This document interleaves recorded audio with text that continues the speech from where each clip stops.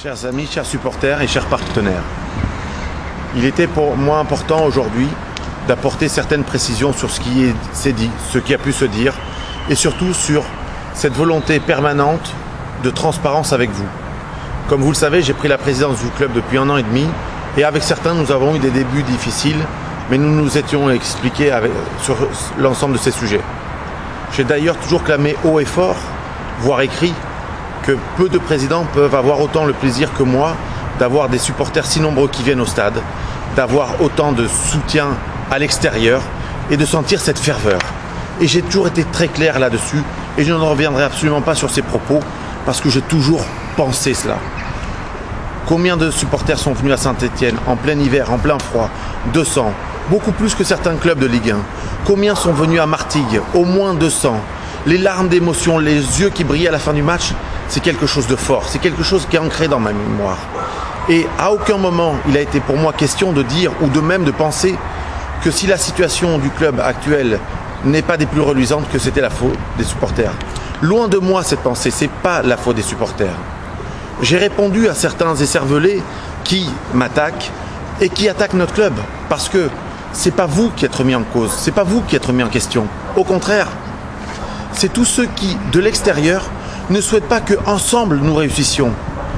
Mon slogan n'a-t-il pas été « tous unis pour avancer ». Nous avions bien préparé la saison, nous avions préparé le maillot, nous l'avions travaillé ensemble, nous vous avions demandé votre avis. Et c'est là la vraie preuve du respect, puisque je vous ai toujours sollicité et j'ai demandé votre avis, dont j'ai toujours tenu compte. Et les dirigeants et le staff qui m'entourent sont également dans cette dynamique-là. Nous avions fait un stage de préparation, la saison avait bien démarré. Nous avons connu un petit passage à vide ces derniers temps et une petite crise de confiance. C'est vrai, nos joueurs ont eu des doutes, ont été fatigués ou n'étaient tout simplement plus dans l'état d'esprit. Nous avons pris bon nombre de mesures pour rétablir la situation. Oui, nous avons la chance d'avoir 2 entraîneurs, et non 3, 2 entraîneurs, Franck et Amar, qui nous ont posé la question de confiance et qui sont venus d'eux-mêmes, amoureux du club depuis toujours, dire que si on avait besoin de leur départ, qu'ils donneraient leur démission sans même demander une contrepartie financière. Et oui, sans contrepartie financière, la preuve de leur état d'esprit. Nous avons réuni cette semaine tous les joueurs, sans exception, pour avancer, pour construire, pour discuter, parce qu'on croit toujours à cette saison. Je ne peux pas croire qu'avec l'équipe de qualité que nous avons et sur laquelle nous étions tous d'accord, parce que lorsqu'on regarde l'effectif, nous avons un vrai effectif de national. Je ne peux pas croire qu'avec le nombre de matchs qui restent, l'accession soit un rêve. Non, pour moi, ça doit être une réalité. J'y crois, nous y croyons. Nous avons tenté de remobiliser tout le monde. Même dans une période un peu tendue, j'ai trouvé un moyen pour pouvoir faire une mise au vert avec l'ensemble des joueurs et du staff pour que les gens se ressourcent, se retrouvent et qu'il y ait à nouveau cette cohésion de groupe. Et on a fait ça dans les meilleures dispositions financières pour ne pas alourdir nos dettes. Vous teniez à avoir des réponses précises. Oui, on a redonné confiance à nos coachs, ainsi que les joueurs ont redonné leur confiance à leurs coachs. On a simplement décidé d'être encore plus proches, de travailler encore mieux les schémas tactiques pour prendre moins de buts, parce que cette année on en marque beaucoup, mais on en prend beaucoup, alors que l'année dernière c'était l'inverse, et pour continuer dans un élan de dynamisme. Oui, on a décidé de se ressouder. Au niveau des jeunes, Marco Zanotti a été recruté pour prendre la direction technique des jeunes. Il a été question pour nous qu'à terme, on puisse vraiment vivre et s'autosuffire avec ce vivier toulonnais. Donc ça commence par le temps. Et aujourd'hui, lorsque je regarde les résultats, l'ensemble de nos équipes 1 des jeunes est soit à la première, soit à la 3e place. Les U17 sont premiers et risquent la montée en nationaux. Les U19 sont pas mal aussi, sont 3e. Si l'on regarde, le travail commence par payer. Et c'est pas maintenant que nous devons nous désunir, bien au contraire. Alors c'est vrai, je suis parfois maladroit. C'est vrai, j'ai tendance à être un petit peu virulent ou à être un président qui parfois n'a pas la même approche que les autres. Pourquoi? Parce que j'ai toujours tenu à être proche de vous, à ce que vous sachiez la vérité, à ce qu'on ne vous manque pas, à ce que vous ne soyez pas dupés, à ce que vous soyez respectés et considérés. Alors si à certains moments je suis maladroit, j'en suis désolé, mais c'est mon caractère. Ne prenez pas pour vous les attaques ou les réponses que j'ai faites à certaines personnes. Ce n'étaient pas vous les vrais supporters qui étaient visés. C'était nos détracteurs de l'extérieur qui tentent de semer la zizanie afin qu'entre nous, nous nous désunissions et que nous faillissions dans notre mission. Mais non, on ne laissera pas ça. On ne laissera pas ça. Je ne le laisserai pas. Cela fait 2 ans que je me bats. Je sacrifie ma femme, ma fille, ma famille, mes entreprises pour être présent. Et c'est vrai qu'au quotidien, et je le fais avec plaisir, même si ça n'est pas toujours agréable en soi, mais je le fais avec passion.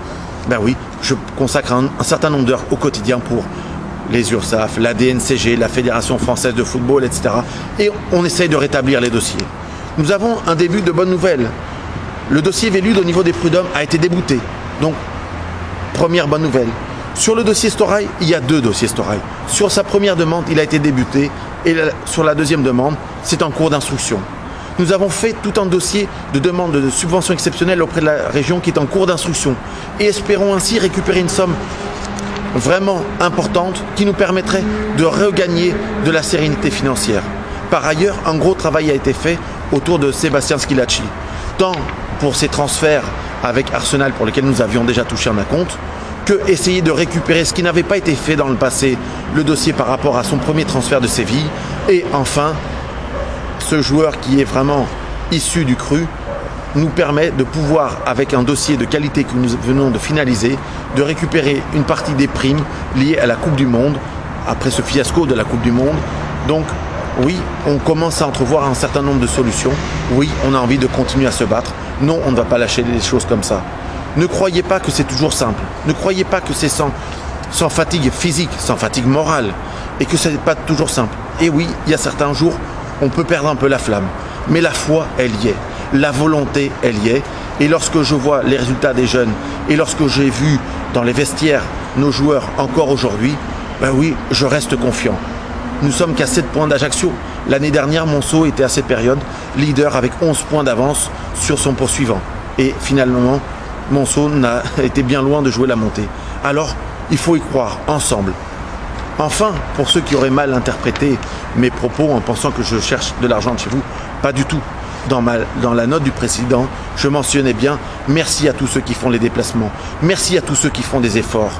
Et ça n'est pas forcément une question d'argent, c'est parfois une question de soutien. Et de temps en temps, puisque j'aime bien plaisanter un petit peu, pour les fumeurs ou pour les personnes qui utilisent des consommables, n'oubliez pas que nous avons 50 points de vente sur Toulon pour des petits briquets, pour des petits stylos, et sans augmenter vos dépenses au quotidien, eh bien parfois la petite dépense peut être utile, mais au moins ça montre simplement une chose, c'est que nous sommes unis et nous devons le rester. Pour conclure, chers amis, chers supporters, chers partenaires, nous devons continuer à nous battre tous ensemble. Nous devons rester unis et ne laissons pas les personnes de l'extérieur venir tenter de nuire à ce que nous avons ensemble entrepris il y a 2 ans. Nous avons même gagné la confiance de la DNCG qui depuis 2 ans soutient notre projet, soutient notre volonté, car à la fédération, ils ont tout de même bien admis et analysé que nous n'étions pas seuls et qu'il y avait une volonté globale d'aller de l'avant. Et je dirais simplement, pour finir ma phrase habituelle, tous unis pour avancer et surtout, ici c'est Toulon, ne l'oublions pas. À très bientôt.